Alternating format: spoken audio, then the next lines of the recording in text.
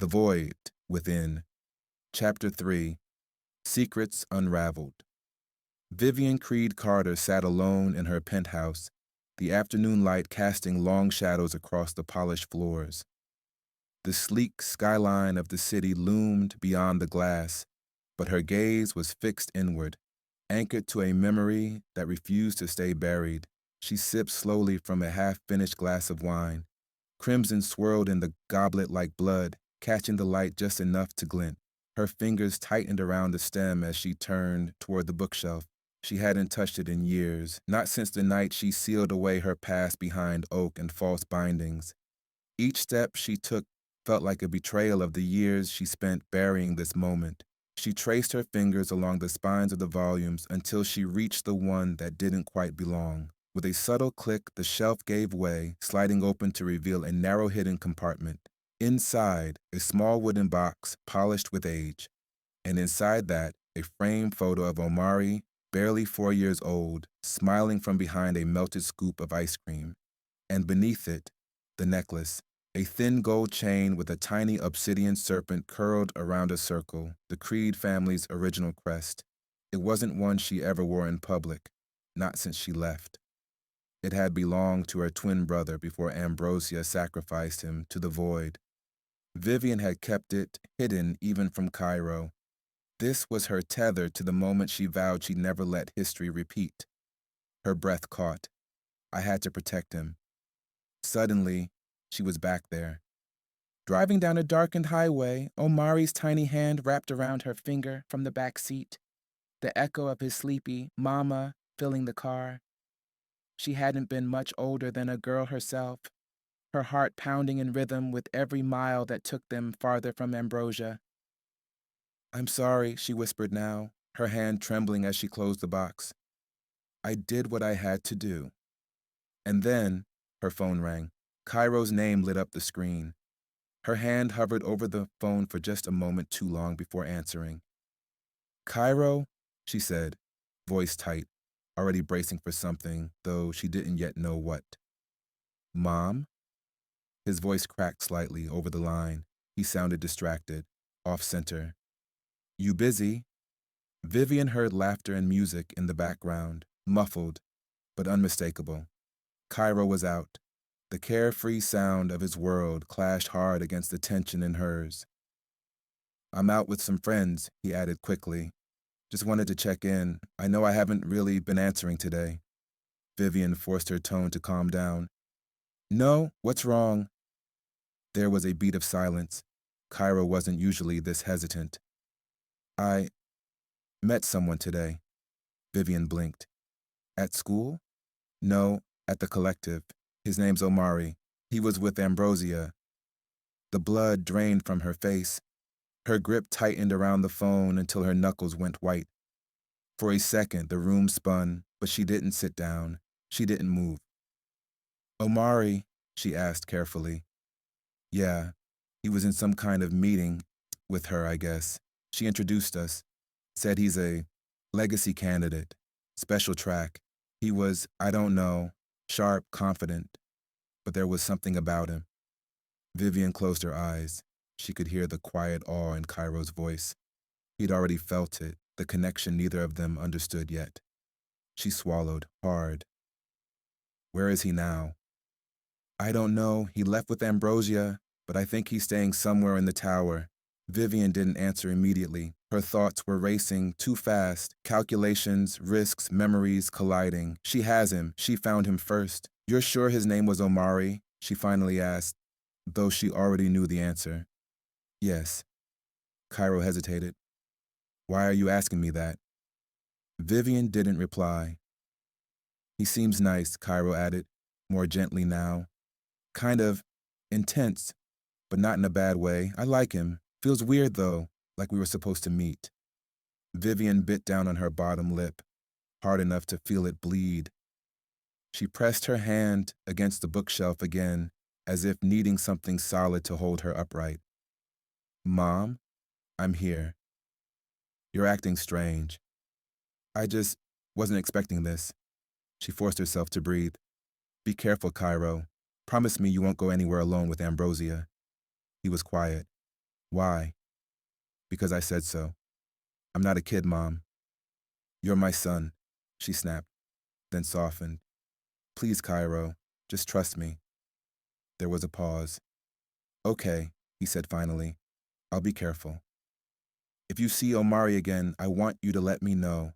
And if Ambrosia starts acting different, if something feels off, tell me. All right, Cairo said, the noise of his friends rising faintly behind him again. You're kind of freaking me out, though.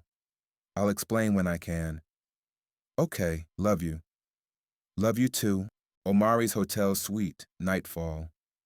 Omari stood by the window in his suite at the Paragon Tower, the cityscape sprawled beneath him like a glittering lie. Neon signs blinked in the distance, and the endless stream of traffic below looked like veins pulsing with life. But inside, he felt untethered, like a stranger in someone else's dream. His reflection stared back at him from the darkened glass. Sharp features, wide eyes, tense shoulders. He looked like himself, but everything else had shifted. Tilted, he placed a hand against the cold window. Who am I really? Turning from the glass, he moved to the desk and picked up the letter Ambrosia had given him. It sat untouched, an envelope of thick ivory paper sealed with a serpent embossed in gold, 3 heads entwined, eyes gleaming with subtle menace. The weight of it felt ceremonial, heavy, dangerous. He hadn't opened it yet. Some part of him didn't want to know what it said.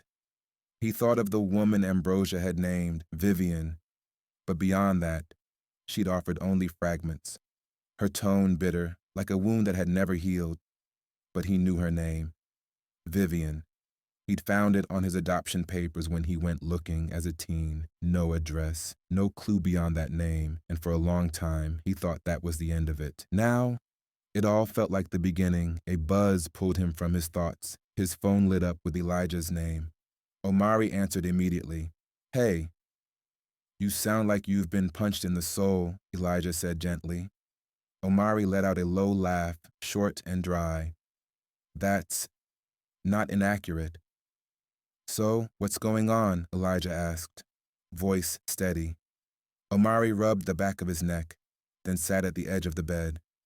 I found out some stuff, big stuff, about my birth family. Your birth family? Elijah's tone sharpened. Omari, what are you talking about? They're involved in this organization I've been consulting with, the Paragon Collective. You mean that job opportunity in D.C. you mentioned?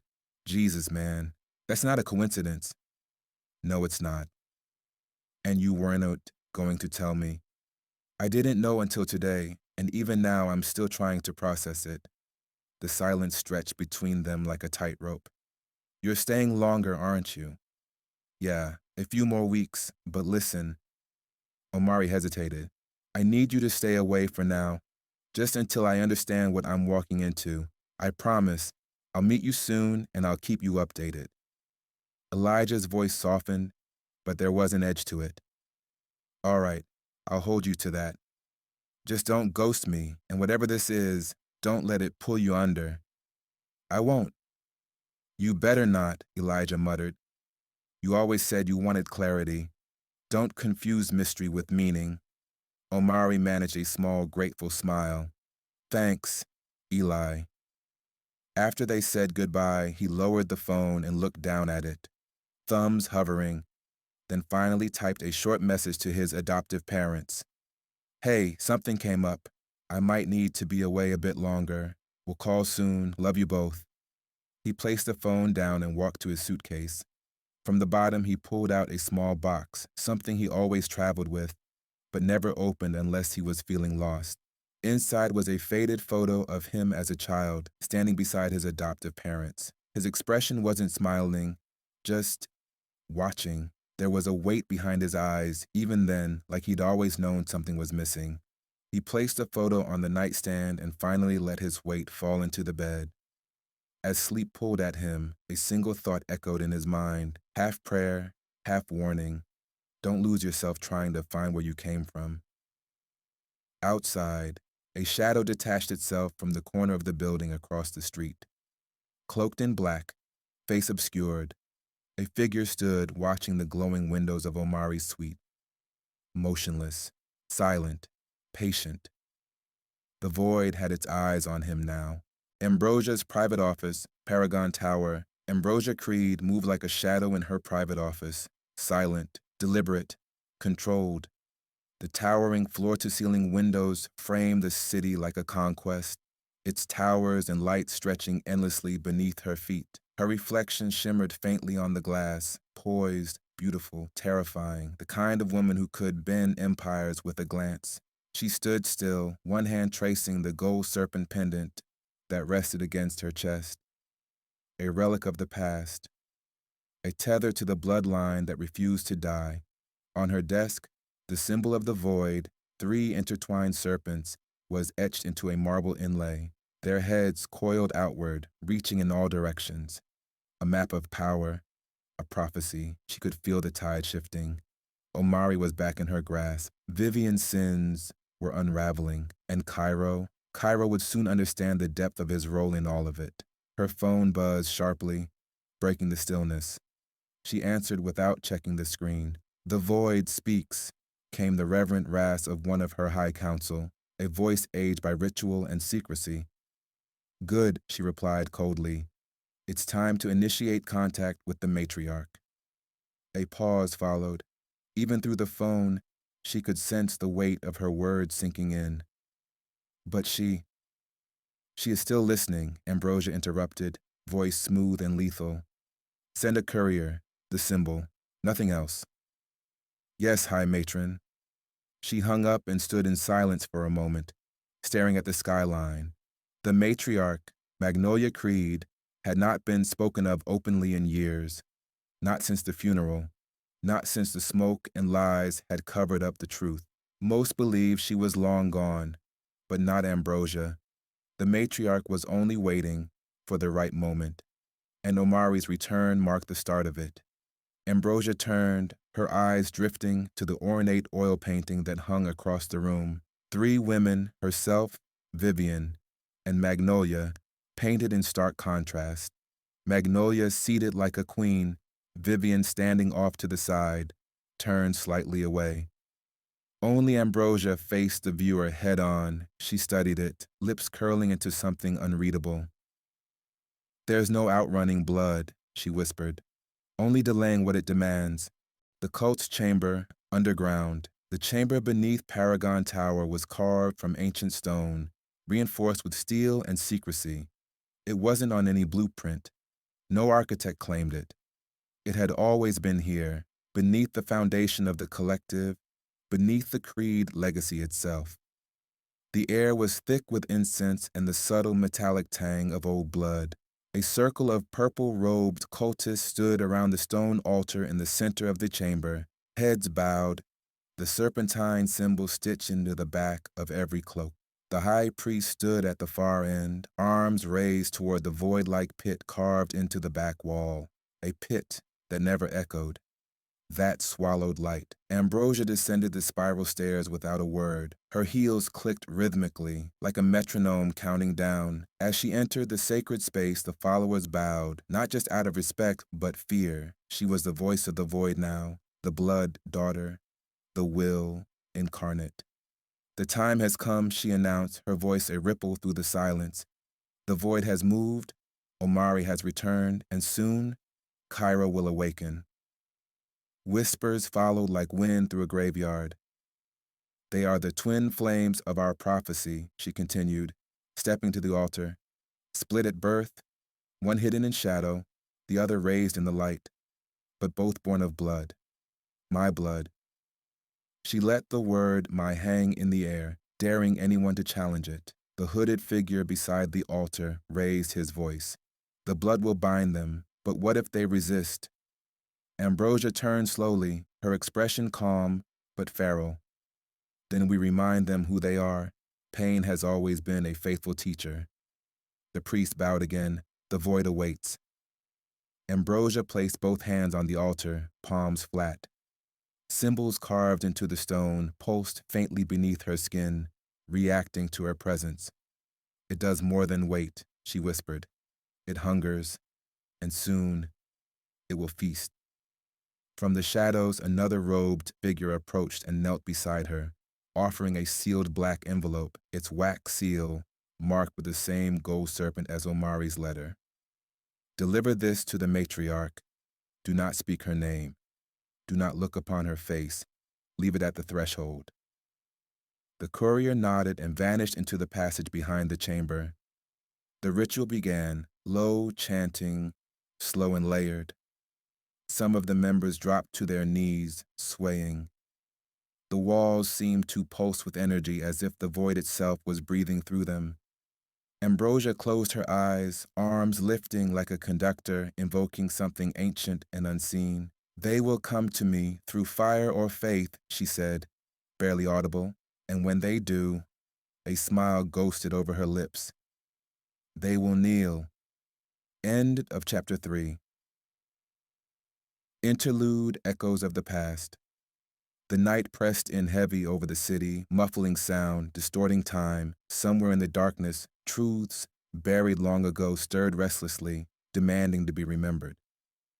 Vivian Creed-Carter didn't sleep that night. Instead, she sat by her bedroom window, a silk robe drawn tight around her, as if armor could ward off the ghosts clawing at the edges of her memory. Outside, the skyline glittered, distant, untouchable. Inside, the past was alive and waiting. Tonight, the silence was not peaceful. It was heavy with the weight of secrets. She hadn't spoken Omari's name aloud in nearly 2 decades, not since the night she fled everything she knew. But hearing it again, from Cairo, no less, had ripped open old wounds she had stitched together with ambition, distance, and fear.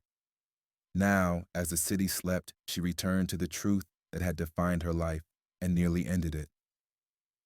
Thank you for listening. Remember to like, comment, share, and subscribe.